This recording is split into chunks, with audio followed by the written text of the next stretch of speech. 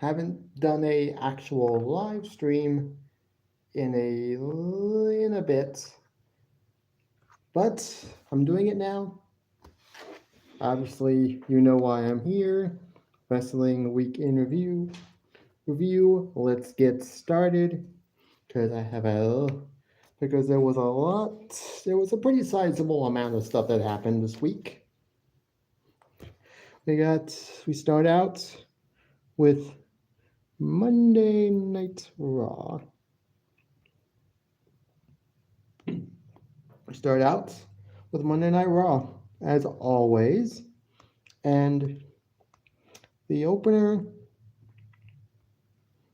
yeah, uh, we got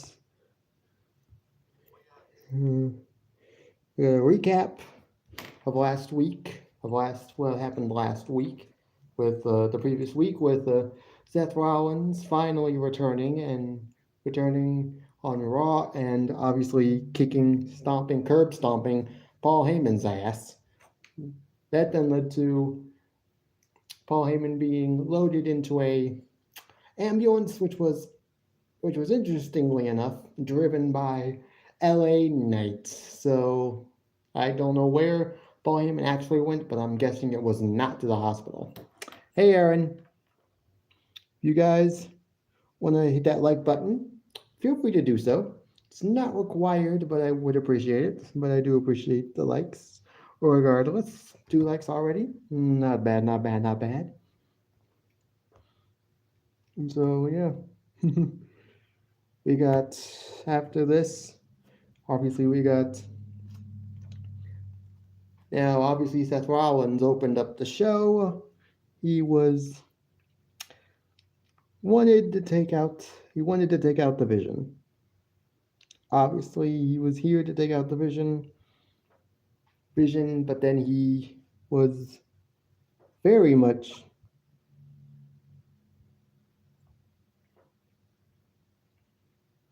he was very much hey, I know. I'm not a big fan of it.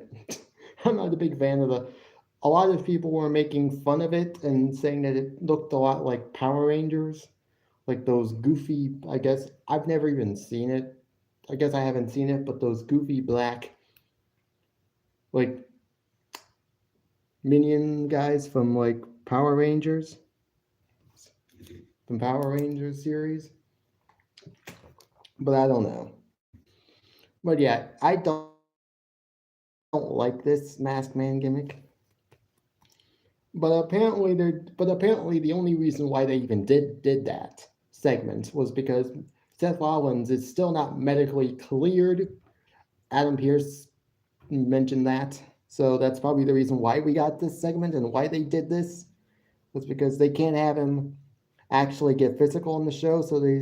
But they're still, but they have him on the show at all. The fact that they have him on the show at all must mean that they are confident that they can get him medically cleared by WrestleMania. Who he faces, I don't know. There are some people that are still hoping that there are still some in WWE apparently that are still hoping that Brock Lesnar, that the Braun Breaker still is able to come back in time for WrestleMania. I doubt that, but it would be nice to see Braun Breaker versus Seth Rollins.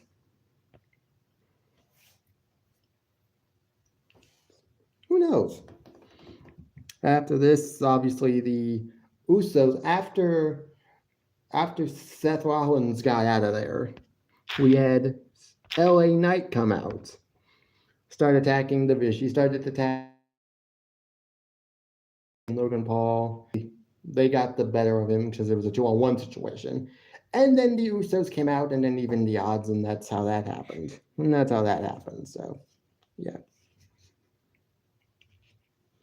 We got also after this we got a recap of what happened last week, last week in the main event segment, which was between CM Punk.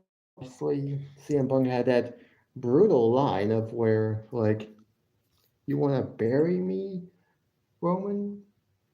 Well, how about I bury you?" but I'm gonna bury you next to your father. Yeah, we're a little like, oh shit, this feud's getting hot pretty quickly, which I agree, it is getting hot. And it's only a matter of time before Larry gets dragged into this, because you can almost imagine. I mean, you don't think Roman Reigns is not thinking about using Larry as a way to further this storyline. It's gonna happen. Woo, 5 likes. Thank you. Someone timed what? Someone timed Maroney out. No, I don't remember that happening, but I know I know there was an incident involving me.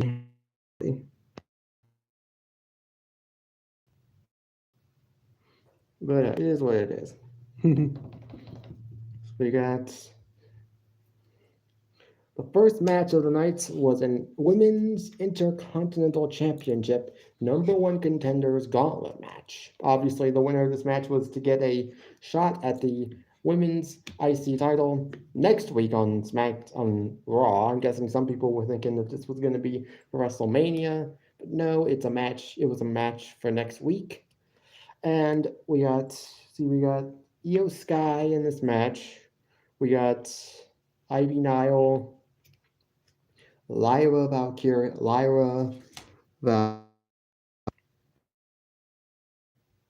Raquel Rodriguez, Asuka, and Bayley. Now, obviously, we got. As far as the women who looked the best in this match, Ivy Nile actually looked pretty darn good. And so we got. But in the end, it came down to Asuka and Bayley, with Bayley getting the win. And so she will face AJ Lee for the women's IC title next week in what is definitely a dream match.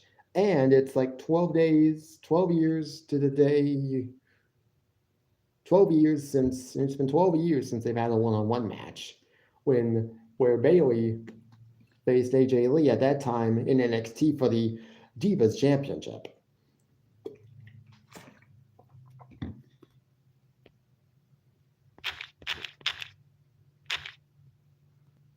So hey.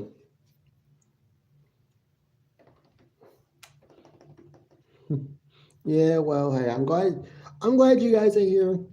I'm glad you guys are here, Aaron, Austin. Yeah.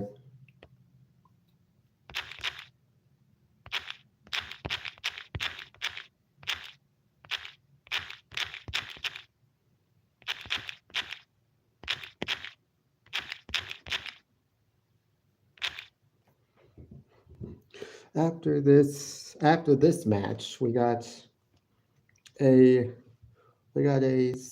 backstage segment with El Grande Americano. He was getting ready. He was heading to his match. He was getting ready for his match against. Getting ready for his match against Penta El Zero Miedo for the Intercontinental Championship, the Men's Intercontinental Championship. Obviously, he ran into Danhausen, who wanted to team up with El Grande. He even tried to lift up the mask of El Grande. It was like, hey, watch the mask. Don't touch the mask. This then led to obviously Danhausen cursing El Grande, and then we get to the match. Penta comes out first. Obviously has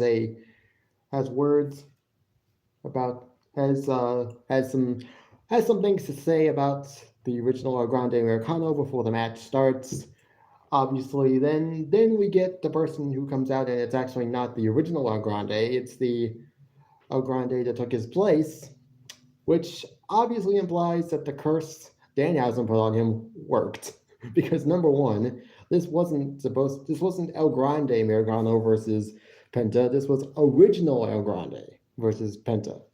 So I'm guessing the Ludwig Kaiser El Grande took out the Chad Gable El Grande, and so he's taking his spot in this match.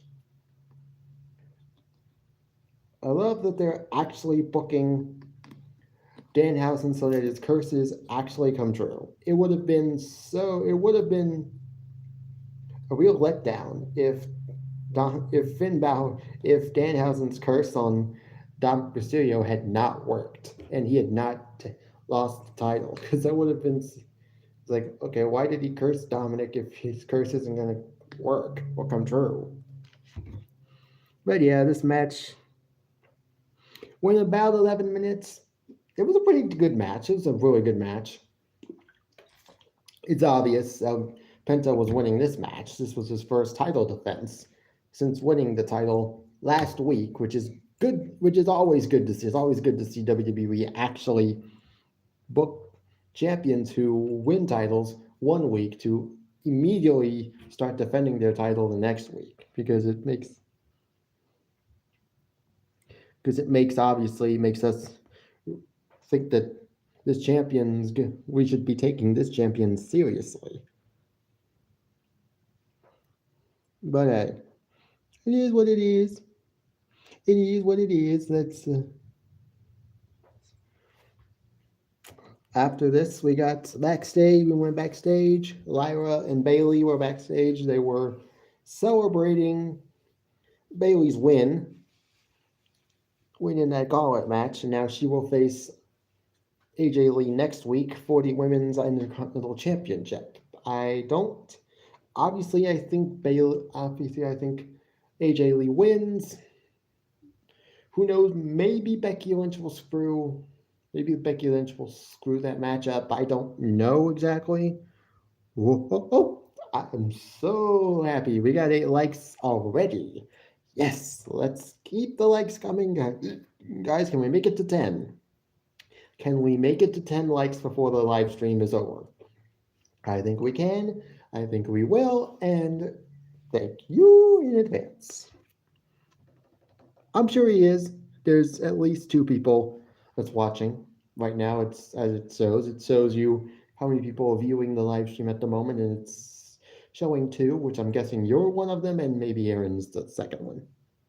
But hey, I fully expect that number to fluctuate every now and then, as it always does with my live streams. And interestingly enough, I'm surprised somebody hasn't shown up yet to interrupt the live stream and start doing his usual trash talking. But we're not going to talk about him, because this is my live stream, and I don't want to be negative, and I don't want any negativity on my live stream. But yeah, it is what it is. After this backstage segment, we got a recap of what happened last week on SmackDown. And yeah, we got a new WWE champion, obviously, in Cody Rhodes beat Drew McIntyre to become champion for the 3rd time, obviously with Jacob Fatu's help. So the match will obviously be Cody Rhodes and Randy Orton for the title at WrestleMania. That match should be a great match. That should be a great match. No question about it. But hey, we got a Stephanie Vicaire video promo. She was just basically calling out Liv Morgan heading into their match at WrestleMania, which at the end of it did not go well with Liv Morgan, or Dominic Mysterio for that matter, which is weird. Dominic Mysterio wasn't at all happy about it either. So he went to go the ring, and so obviously we did that next segment. Obviously, was going to be probably one of the highlights of the show, because after this we got the Judgment Day out there in the ring. Obviously, This was the segment in which Finn Balor officially decided to stab Judgment Day in the back, and he paid for it by getting booted from the group. Great! We're finally getting face Finn Balor, even though I don't know how it's going to work if the fans are going to actually boo Dominic, because no more than like 3 months ago, Dominic was getting babyface cheers as if he was the biggest babyface one of the biggest babyfaces in the entire company, mainly due to the fact that he's been bringing back. Basically, he's Eddie Guerrero 2.0 right now. He's basically doing everything that Eddie Guerrero used to do, and the fans loved it back then, and they love it now.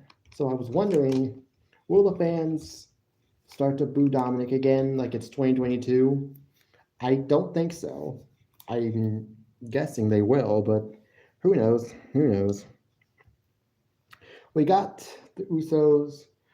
Earlier on, we got the Usos backstage, and they weren't at all happy about the stuff that CM Punk had said the previous week. mainly Roman's the comment about Roman's father, about burying Reigns next to his father. And I do get that.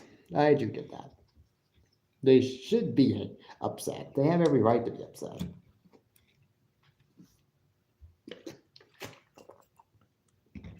But then after the Judgment Day segment, we got a backstage segment with Kofi Kingston with Javon Evans. Javon Evans, obviously Kofi Kingston, apparently, I'm guessing Kofi wants Javon Evans to join the New Day.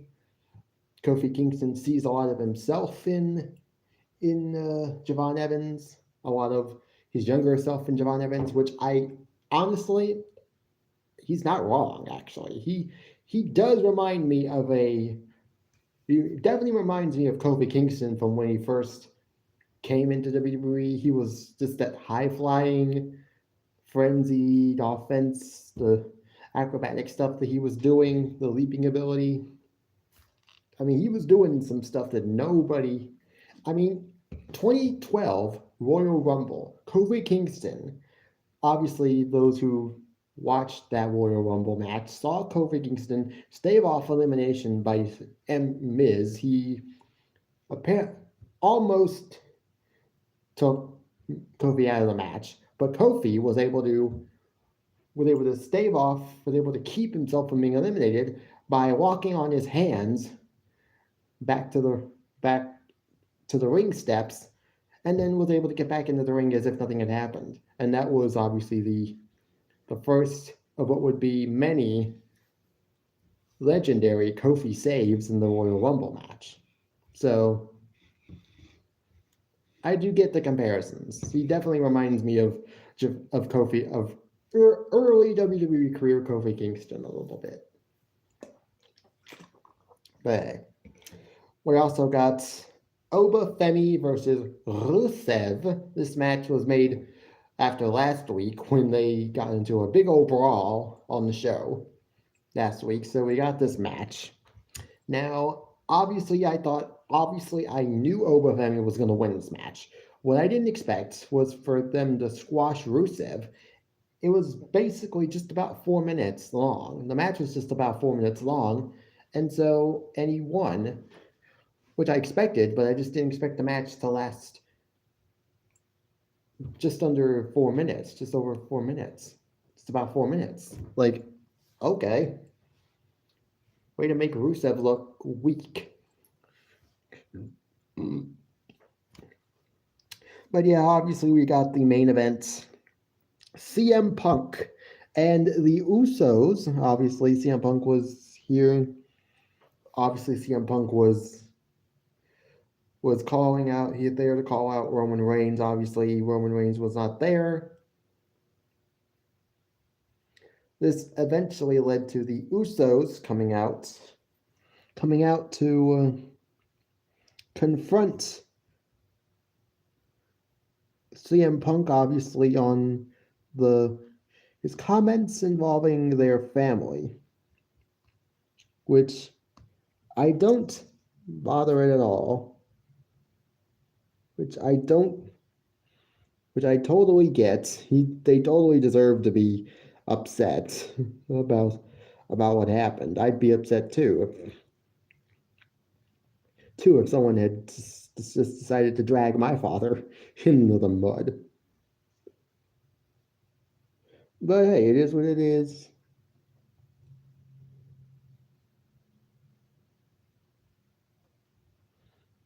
But hey, you know,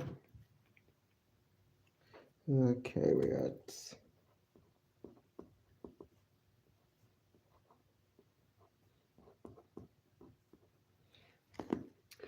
Yeah.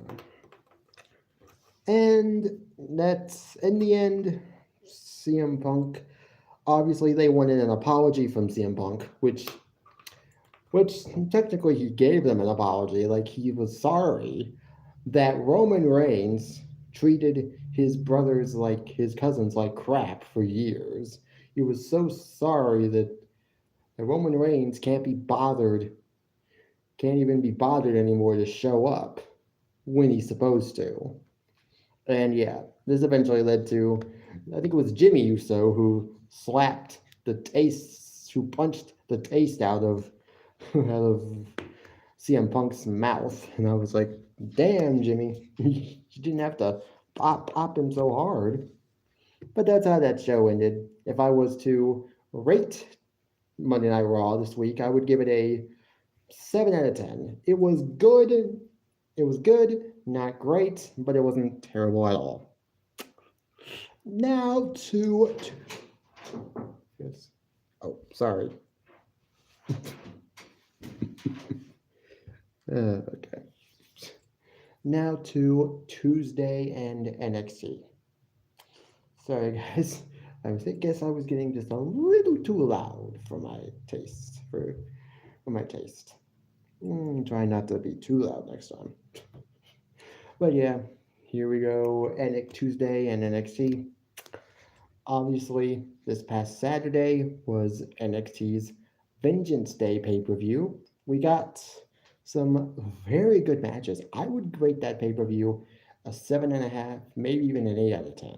It was that good. We had some great matches on the show. Obviously, we got a new champion in Tatum Paxley, who won the Women's North American Championship, and that's who started off the show this week. Tatum Paxley, obviously, she was out there to celebrate her win as NXT Women's North American Champion. Obviously, and I should have seen this coming, obviously, she was interrupted by Izzy Dane, the woman she took the title from. She played a video package, and it was very sarcastic about some of the times that Tatum Paxley has turned on friends. I'm guessing trying to get inside Tatum Paxley's head, obviously. And yeah, Tatum Paxley obviously still wants to get her hands on Izzy before she leaves. After this, we got a backstage segment. We got a backstage moment with Ricky Saints and Ethan Page. They would have a tag team match.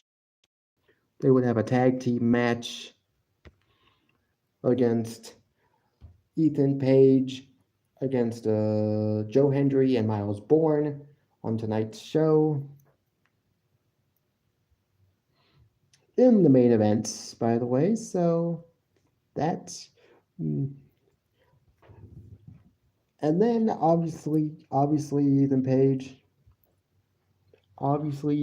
is not happy. Ricky Saints was not happy about the fact that Ethan Page failed to help him win back the NXT Championship, which technically he has every right to be a little upset. Obviously, when Ethan Page slid the championship into the ring during the match, it obviously backfired and it ended up in the hands of Joe Hendry instead.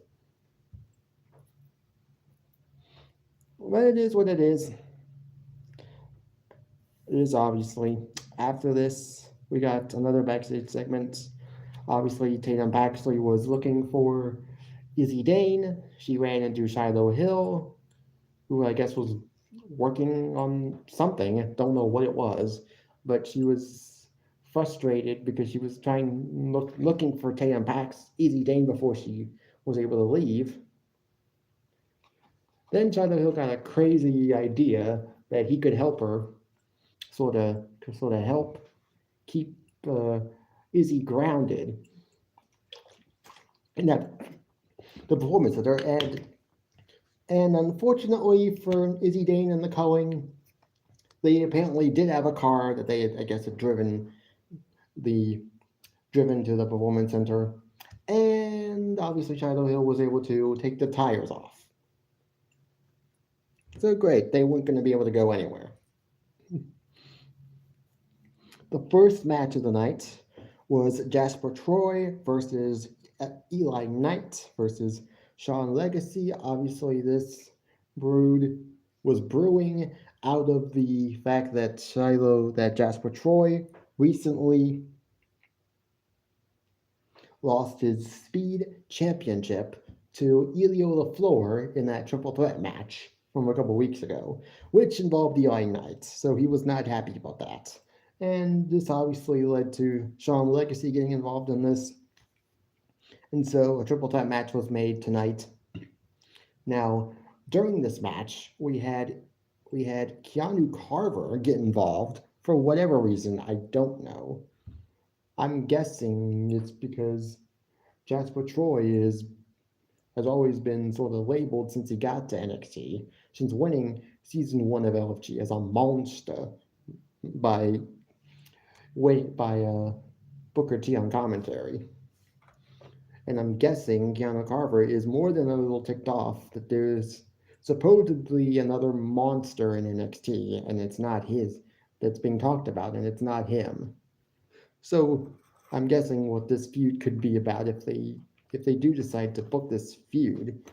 It's probably just going to be basically who's the king of the jungle in NXT. Basically, who's the biggest monster in NXT right now? Is it Jasper Troy or Keanu Carver? That's probably what it's going to be built around.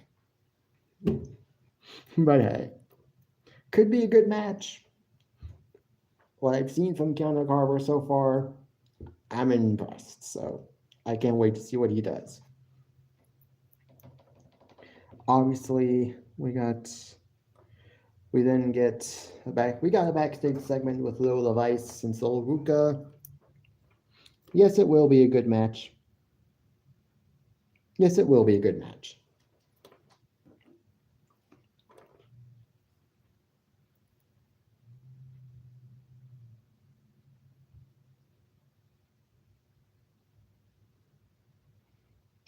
You're just mad. You're just mad. You're just mad that I'm still here. You're just mad that I'm still here, Mox. You are, and don't you even think about saying that it's otherwise. But it took you this long to get here, anyways. Lola Vice obviously was with Sol Ruka. Obviously, Sol was getting ready for a match later tonight against Lainey Reed of Fatal Influence. Obviously, Lola wanted to wish Sol luck in her match, and also she wanted to tell Sol that if she's able to win the title, the NXT Women's title next week in Houston, then Lola Vice is going to be coming for that title come WrestleMania, come Stand and Deliver season. So I am more than happy to see but I think JC Jane retains in Houston. And now recently, this past Wednesday, on just to deviate a little bit, this past Wednesday on Evolve, Kendall Gray apparently retained her Evolve Women's Championship in a match. I can't remember who it was. Also on that same show, we had Robert Stone officially announcing Timothy Thatcher as the new official general manager of the show. So good for him. I'm hoping he'll do a good job. But after the match, Kendall Gray decided to. I actually do not watch Evolve, but I found out that after retaining her title this past Wednesday, Kendall Gray officially vacated the title, and is now going to be a permanent member of the NXT roster. Obviously, she was still moving back and forth between Evolve and NXT, but now she will be on NXT permanently. My guess is Jacy Jayne retains in Houston next week. And then we will be getting Kendall Gray versus Jacy Jayne Part 2 at Stand and Deliver. Kendall Gray might actually beat Jacy Jayne. This might then lead to Fatal Influence getting called up to the main roster finally. Or at least Jacy Jayne. Don't know if Fallon and Laney will come with. This could be what I see happening.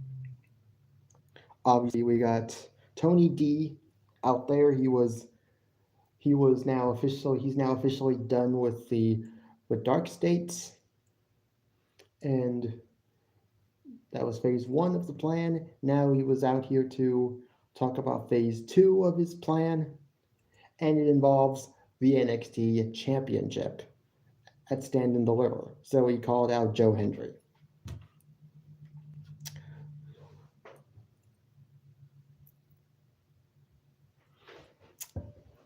Obviously, after this, we got Ren, Sinclair, and Kendall Gray backstage.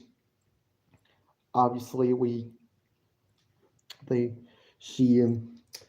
which then led to Joe Hendry and Miles Bourne showing up. Obviously, they were in the kitchen area, and apparently, this was the funniest thing on the entire show. Kendall Gray had apparently found a cake in the fridge and decided, and was at one point was just shown eating it, but she wasn't like eating it with like a fork. She was just grabbing handfuls of cake and putting it in her mouth. She was like, "What? I don't have a match tonight." And then obviously they left because Ren had a speed tournament match against Thea Hale. Obviously, this match, nothing to say about this match. It lasted just over 2 minutes. Is what it is. Congratulations, Ren Sinclair. If I'm not mistaken, she gets her shot at the Women's Speed Championship, held currently by Fallon Henley of Fatal Influence. Great. Then we get a tag team match. Tavion Heights and Charlie Dempsey versus Lexis King and Uriah Connors. Obviously, this is a new stable with Lexis King. It's got Lexis King, Uriah Connors, Stax, and Ariana Grace. They call themselves Birthright. Basically, because everybody in the stable, well, minus Stax, is a second or third generation superstar. Obviously, this tag team match lasted about 5 minutes, and the inevitable happened, as I knew was going to happen. Charlie Dempsey decided to turn on Tavion Heights and is now officially joined the group Birthright. Also, during this match, we got also near the end of the match when we saw the turn happen. Fit Finley and William Regal had come out at ringside, had come out to the ringside area, like, oh shit, what are they doing out here? And then we saw Charlie Dempsey turn on Tavion Heights, and that's how the match ended. Obviously, the heels win. Congratulations to them. Next, we got Blake Monroe backstage. Obviously, she was being interviewed, I think, by Blake Howard. And obviously, she obviously had a lot to say about the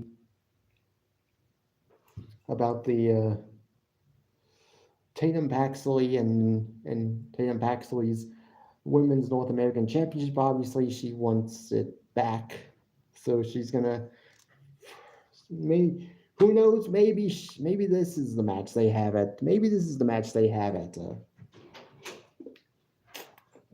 We're getting ready to go home. disturbance out here, and I've told her I'm tired of it. And she's Oh, getting sassy with me and stalking. okay. So, Wow. Okay, I'll you know, turn because this off soon. she's been doing this thing the last few weeks when we come here. She's kicking her feet and making a lot of noise. And I told her to Okay, I stop gotta it because stop this it's live stream, guys. distracting and she's just making a lot of noise. When I walked away, she got all sassy and started